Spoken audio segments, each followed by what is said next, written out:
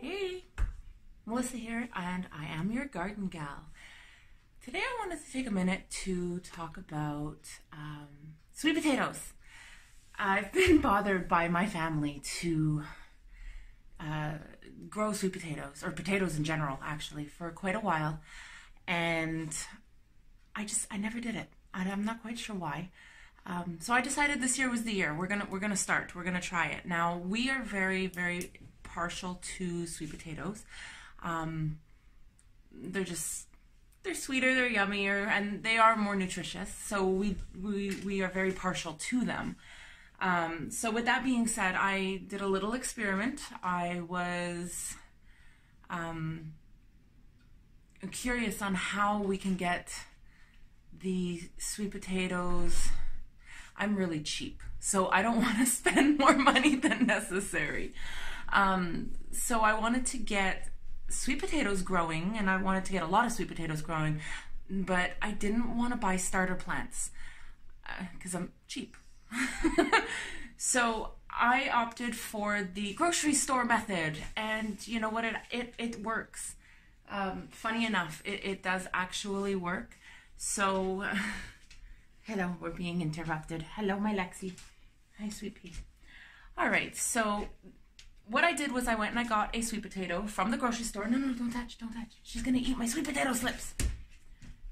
So I got a sweet potato from the grocery store, and I know I didn't do it properly, but it's still working. So I took my potato, I gave it a quick rub down, and I stuck it in a mason jar with water. So what came out of it, actually, it took about 2 months, give or take, for the roots to really come out. So now what I've got here is my little sweet potato with my 3 potato slips. So I've got one right in here, I've got my nice big guy here, and then I've got another little guy over here. So these guys are coming along actually quite nicely. But my root system, I love my root system. So I'm just going to quickly pull it out here. As you can see, the root system from this potato is crazy. Now, eventually, now we're going to break the root system, and I'm going to have to start all over. So let's not do that. So right now I'm growing it hydroponically, so it's not the best system. Don't. If you have a better means of doing it, please do it in a different way. For me right now, this works. Now, this is also sitting on a table here, which you can see has all my other plants and my goodies and all my egg cartons. Don't mind my egg cartons. But I've got all kinds of other plants and whatnot on this windowsill. Now, with this windowsill, right below it is actually a heating vent. So it keeps my water, or my potato in general, at a really nice temperature. So for the sake of these potatoes, I actually increased my heat this winter to a steady 72 degrees. This is an ideal heat for the sweet potato growth, and clearly it's working. So we're gonna keep an eye on this baby, and eventually we will get to the point, once these slips are about 6 to 8 inches high, they will be ready to be removed from the potato, rerouted. So basically I'll be doing the exact same thing that I did with this. So I'll be taking these slips off, and I'll be sticking them in some water with a little bit of hormone powder on the base of them as well, so that way they can root. Once they root, and I've got a nice root structure, not as intense as this, but just a nice root structure in general, then she'll be ready for me to transplant into the ground. So I'm gonna do a direct transplant. I'm not gonna be actually, you know what? I might actually do some in containers. I do want to do an indoor a year round. That's what this initially started with.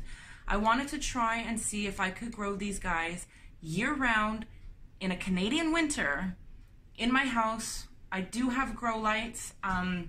Obviously my heating bill is extravagant this year on account of this experiment alone. But the idea initially was to just try and do it indoors. But it's getting to that point, like we're almost February, and these guys probably won't be ready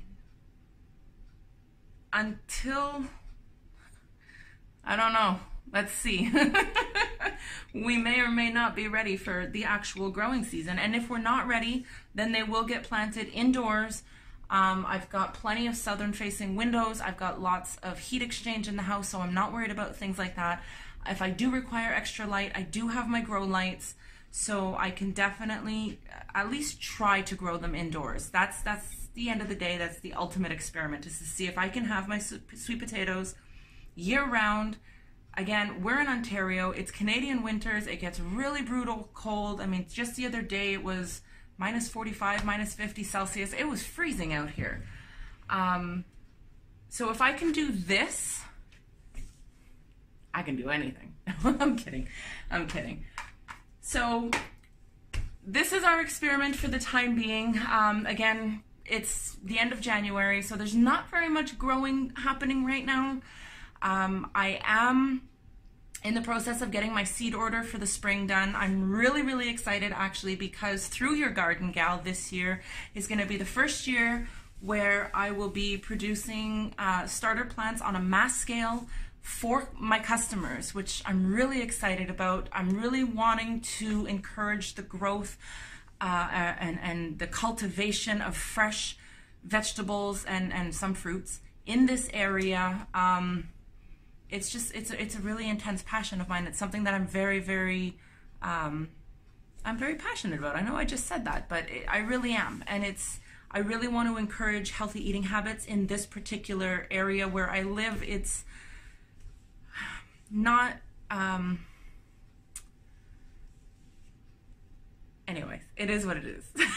So thank you for taking the time to be with me for today. So we're going to keep an eye on this sweet potato, and we are going to watch it grow and watch it progress, and I hope you follow along with me. So please do click the like and subscribe buttons below, and we will see you soon. Thank you. Bye.